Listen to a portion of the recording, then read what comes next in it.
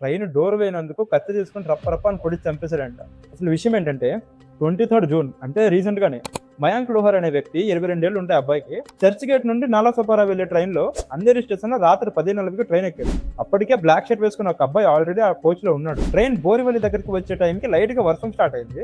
మయాంక్ ఆ black dress వేసుకున్న అబ్బాయి ఏమంటే బ్రో వర్షం పడుతుంది కదా డోర్ వేసే అని చెప్పాడు. కానీ ఆ బ్లాక్ షర్ట్ వేసుకున్న అబ్బాయి మాత్రం నేను వేయనన్నాడు. అందుకే ఇద్దరి మధ్య చిన్న ఆర్గ్యుమెంట్ స్టార్ట్ అయింది. ఆ ఆర్గ్యుమెంట్ కాస్త చిన్న గొడవలా క్రియేట్ అయింది. కానీ ఈ లోపే సడన్ గా బ్లాక్ డ్రెస్ వేసుకున్న అబ్బాయి కత్తి తీసుకొని రప్ప రప్ప అని పొడి చంపేశాడు. ఆ ఇన్సిడెంట్ వీడియో కూడా వైరల్ అవుతుంది. ఈ మధ్య మీరు చూసే ఉంటారు. సీసీటీవీ ఫుటేజ్ చూస్తే ఏం తెలిసిందంటే అక్యూజ్డ్ మర్డర్ కి ముందు స్టేషన్ లో పోలీస్ వాళ్ళ చుట్టూ క్యాజువల్ గానే తిరుగుతున్నాడు. నార్మల్ గానే కనిపిస్తున్నాడు. అప్పటికి ఇంకో క్లిప్ లో మర్డర్ తర్వాత వాడు బోరవల్లి రోడ్స్ మీద వానలో తిరుగుతున్నట్టు కనిపించాడు. వాడి పేరు రోషన్ సువర్ణ.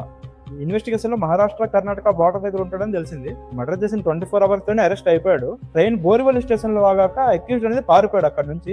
కానీ పోలీసులు ఇన్వెస్టిగేషన్ స్టార్ట్ చేసి రైల్వే స్టేషన్స్ నుండి సిటీ ఏరియాలో ఉన్న 400+ సీసీటీవీ కెమెరాస్ ఫుటేజ్ ని అనలైజ్ చేసి వాటిని ట్రేస్ చేశారు. అటాక్ జరిగిన 24 గంటల లోపు అంటే జూన్ 25న నవీ ముంబైలో ఉన్న పన్వేల్ అనే ఏరియాలో వాటిని పట్టుకున్నారు. మరి మర్డర్ అయిన అబ్బాయి పరిస్థితి ఏమంటారా? ఆర్పీఎఫ్ మరియు జీఆర్పీ అప్పటికప్పుడే ఇమ్మీడియట్ గా సీన్ కి వచ్చి మయాంక్ ని కండివల్లో ఉన్న శతాబ్ది అనే హాస్పిటల్ తీసుకెళ్లారు. కానీ అన్ని పోట్లు పుడితే ఎవడు బతుకుండేది. మయాంక్ చనిపోయాడు. ఇప్పుడు ప్రెసెంట్ మయాంక్ ఫ్యామిలీ డిమాండ్ ఏంటంటే అక్యూజ్డ్ ని ఎలా అయినా ఉరి తీయాలి, లేదా ఎన్కౌంటర్ అయినా చంపేయాలి. या फिर उसको फांसी दो या फिर एनकाउंटर करो.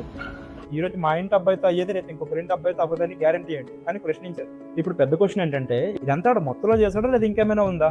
ముంబై లాంటి సేఫ్ సిటీలోనే ఇలాంటివి జరగడం కొంచెం షాకింగ్ గానే ఉంది. ఈ కేసులో మీ అభిప్రాయం ఏంటో కామెంట్స్ లో చెప్పండి.